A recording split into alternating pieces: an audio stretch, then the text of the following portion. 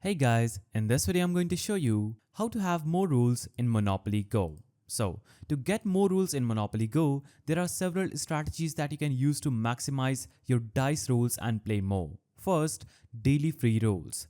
Wait for dice to regenerate. You get one free roll every few minutes, usually around one dice every 7 minutes. Make sure to check the app throughout the day. Now, you can also log in every day to claim the free rolls from the daily login rewards. Second way to do this is events and challenges. Participate in in-game events and limited time challenges which often reward you with extra rolls as you complete tasks or hit certain milestones. Also, you can open community chests during events that can give you a bonus dice roll. Now, third way to do this is completing sticker albums. When you complete a sticker set, you can earn an extra reward, which may include free dice rolls, and some sets are easier to complete than others, so check your album. Now, you can also invite your friends to play game via social media or other platforms, and when your friends join and play, you will get bonus rolls as part of the referral program.